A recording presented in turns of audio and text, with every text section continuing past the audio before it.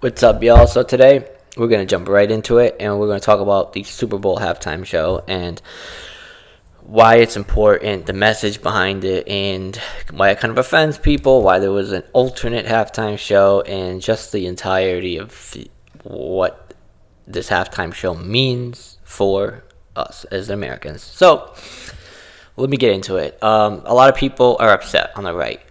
Okay. Do I see this as an issue that should be addressed, like from the right, as or people that consider themselves like what do they call themselves, pro-Americans, I guess you could say, or patriots. Though it's a word that I would not necessarily describe somebody who is one-sided and racist. I mean, necessarily. If you're coming to this country, for example, right, you are an immigrant, you have every right to come here, you have every right to, is America, it's the United States, you have every right to come here and to believe what you want to believe, to be what you want to be who you are, to exist the way you want to exist, of course, as long as you're not violating other people's, customs and violating the rules and laws of our country. You can come here. There's no issue with that. But we have a lot of not only conspiracy theories, but of course, anti-Americanism coming from some other countries abroad, which kind of plays into the factors like, okay, maybe some people are coming from one country halfway across the world. We're not going to name any specific countries. But then people kind of say, oh, well, okay, but people coming from some of these countries have anti-American views. All immigrants must be anti-American. And, of course, this also, again, I don't know if it's just mentioned. I'm kind of getting too much into it. But the great replacement theory where, kind of white Americans kind of feel like they're being replaced by minorities, whether or not it's happening naturally, which is the case, but many people believe it's a conspiracy theory by the left where they're just trying to replace white people. Really not how it is. We all know that white birth rates in countries that are majority white around the world are in decline. So that really kind of solves that for itself. But you have a lot of people who kind of come here, again, most people that come to this country, they want a better life. They want to contribute to the United States, and there's nothing wrong with that.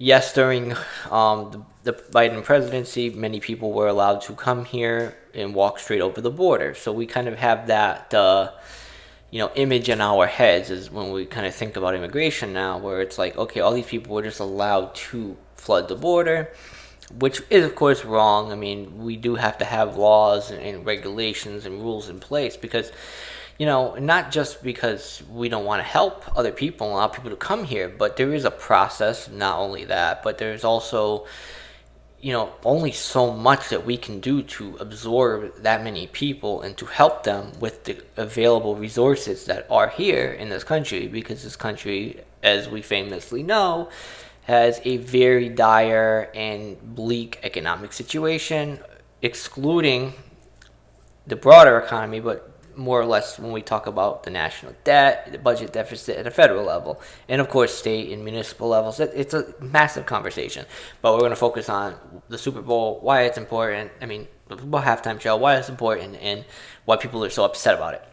But we're kind of focusing on immigration now, why people on the right are so upset with immigrants. So they're all kind of, again, you get the stereotype in mind that immigrants are coming here, they're taking people's benefits, they're coming in committing crimes, when in reality that's a very small percentage of people. Of course, many people may have to come here and rely on benefits, because if they do come here legally, again, you can't work right away, and it's very difficult to survive if you don't already have money coming from another country, bringing money over with you if you already are kind of well off in that country, or if you have a support system, family, etc. here in this country when you come here. So again, it's very difficult, and I think there's a lot of people on the right that kind of fail to understand many of these mechanisms and important pieces of information. And again, I'm not trying to sit here and bash the right, and I'm not going to sit here and bash the left.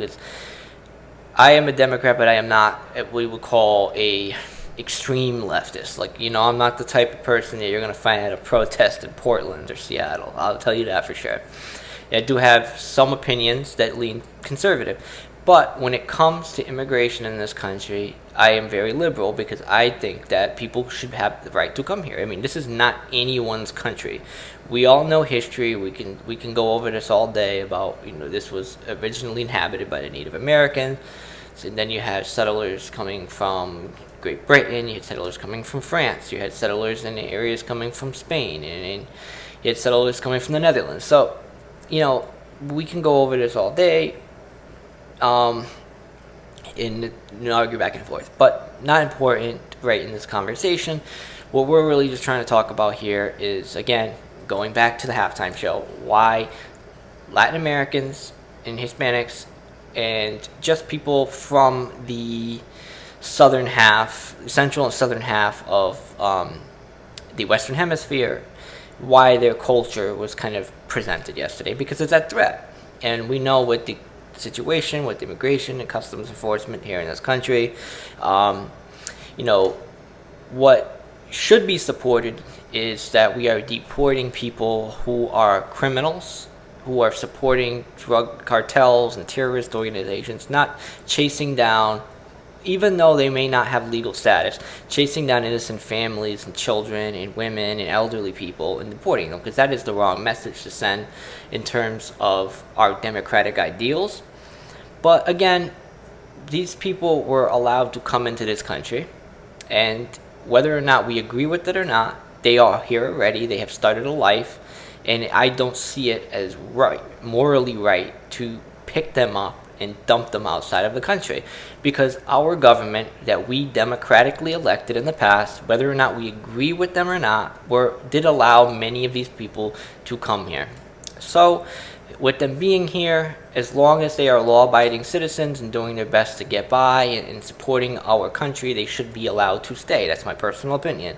So chasing people down in the manners that are happening violently, often with racist rhetoric, is completely the wrong message to send. Not only is it morally wrong, and it also violates our democratic principles that we kind of espouse as a nation, and it does not make us look good on the world stage. I mean, we are supposed to be the defenders of democracy, like the world's policemen. So if we are showing the rest of the world that this is how we treat people, what do other people now, 5 years, 10 years, 15, 20 years from now, look at when they say, okay, this is the United States, the defender of democracy? They are not going to look at us like that anymore. So we have to really, look at this situation, and we have to really kind of take that into mind. And it's completely true what is happening here in the States. Again, taking Minneapolis and the situation there. So, again, whether or not you agree with what had happened during the Biden administration, and whether or not you support ICE or not, we all have to really sit down and look at the bigger picture.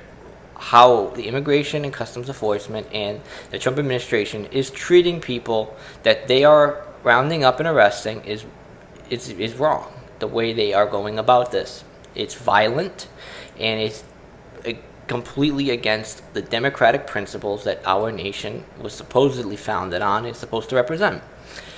So again, I have no problem whatsoever with immigration and customs enforcement existing, as long as they are protecting our borders and actually arresting the real criminals, which are the ones who were able to sneak into the country. The very small percentage of people that were able to come into this country during the Biden administration, which were able to come over the border. Maybe they are cartel members, maybe they are violent criminals, maybe they are terrorists. Those are the people that ICE should be prioritizing and not arresting innocent families. So I think that the biggest message that was kind of put out yesterday is that, Latino cultures, Hispanic cultures, and cultures of the Caribbean matter, and they are important, and they are as important to the development and the continuity of our country as any other culture. And I think that representing that was as important as representing any other culture. And then you have, these asinine organizations like the Turning Point that comes out and said they're going to have like this alternative halftime show with all country music artists.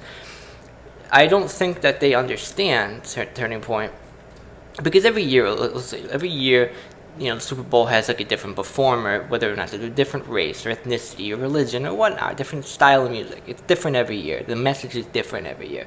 Last year was Kendrick Lamar. It was more or less celebrating, black culture. And there are years they've had white artists that have celebrated maybe their culture. I mean, for example, was it Lady Gaga was what do you call it? The halftime show presenter one year. I mean, she's Italian American, so her heritage was represented. So every year it's always different. So you can't complain when one year it's a Latino artist, and one year it is a black artist, and that they want to be able to display their culture because they're just as important as any other culture in this country. So, going back to what I was saying, and I know I'm starting to get on a tangent and I'm forgetting, so let me kind of go over this before I do forget. We have so many different cultures here in this country, and every year someone is allowed to display their culture. But when Turning Point comes out and hosts a country music concert with all country music artists, I don't think that they don't think that that's as kind of, if they're accusing the Super Bowl, for example, let's break this down. They're accusing the Super Bowl and the NFL of kind of being, singling out a Latino culture, and, they think it's racist, for example, that the NFL is only allowing a Latino artist to or anti-ICE Trump artists, I guess if some people put them, to kind of go on display. What do they think they're doing in return? So essentially, they're not doing, if that's the argument, they're not doing anything better at Turning Point by putting out a Trump supporting country music event. So they don't want to be, they think that the NFL is being divisive, but what are they doing in return? That is really the point that needs to be made. So, yes, we're becoming more and more divided now. As you can see, we have 2 halftime shows. That is essentially very concerning, because now we're kind of dividing the country in haves and have-nots. When I go back to when I was younger, like when Bush was up for election, well, it's just not even, that's way too young. McCain and Obama. You were Republican, you were a Democrat, but people still got along, right? Nowadays, you cannot even be friends. I know people all over the place that have dumped their friends, whether they're Democrats or Republicans. They close people out. They unfollow them on social media. They kick them out of their lives. They stop speaking to family members. It is getting almost like a pandemic in itself. So it is becoming a big problem here in this country. And,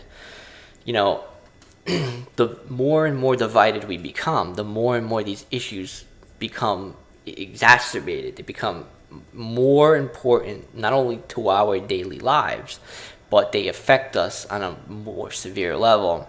And things aren't going to get any better if we can't come together as a nation and to represent and accept each other's cultures and heritages. And if we have both sides, essentially right now it's really, I would say, the mainstream Republican Party that is saying, well, they're not directly saying this, but there's pretty much every time you have a black artist is kind of bringing a message about whether it's Black Lives Matter or they're bringing their culture, or if it's a Latino artist bringing the culture, they do not want to hear it.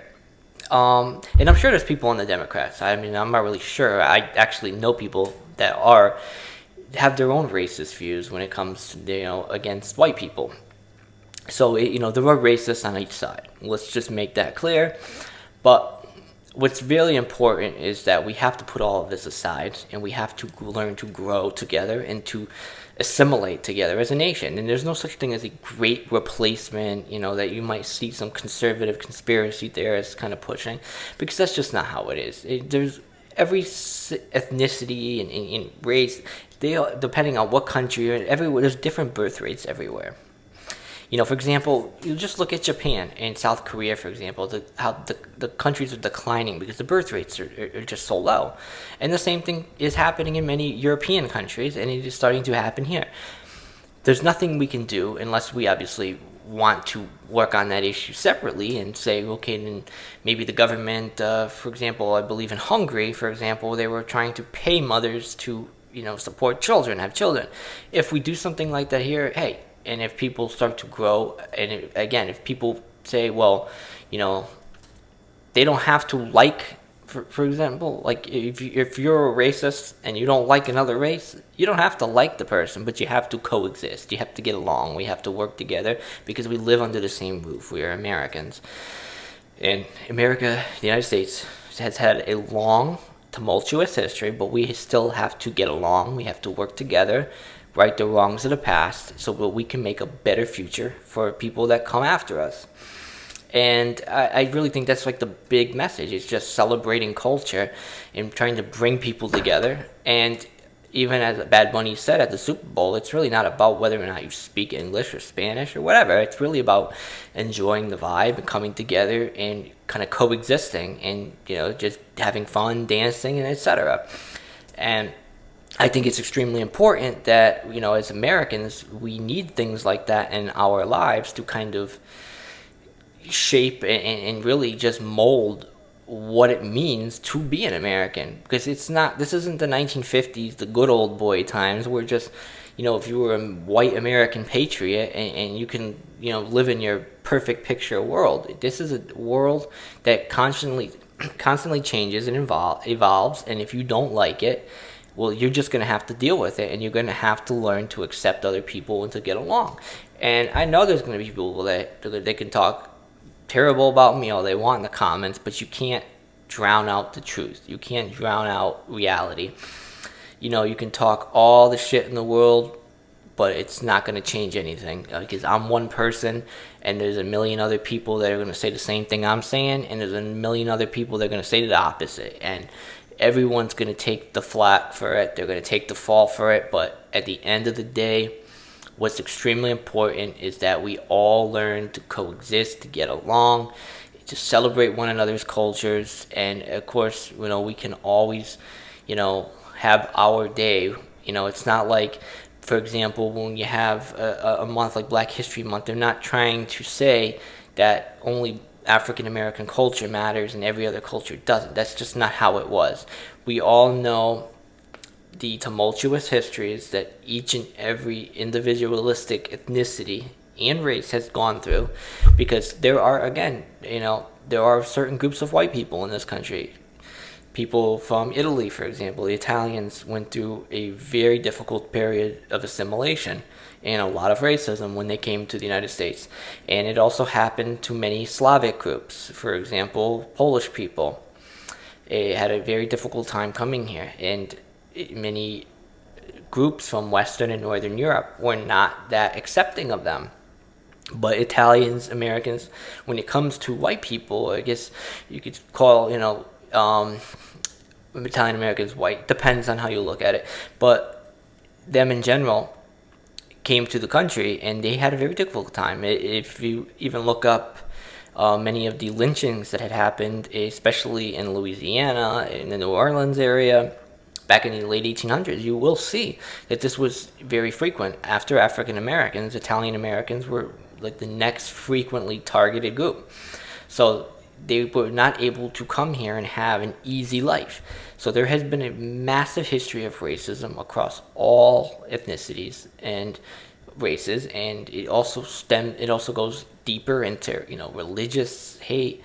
So we can go on all day about this, but I think again the overall message of yesterday's Super Bowl halftime show was really more about coming together in a sense of unity. So that's it for today. Hope you all enjoyed it. Any questions, comments, anything, comment below. Please like and subscribe to the channel. I'm really trying to just put out the most positive and information based speeches, I guess you could call podcasts, whatever possible. I'm really just trying to uplift people and really give people the truth, because I think it's really important nowadays, especially with so much fake news going out there. It's it's a terrible thing that's happening, but we need to bring this country back, and we can't do that if we're all hating each other. So again, like and subscribe, please. It was great to talk with y'all, and I will see y'all in the next video.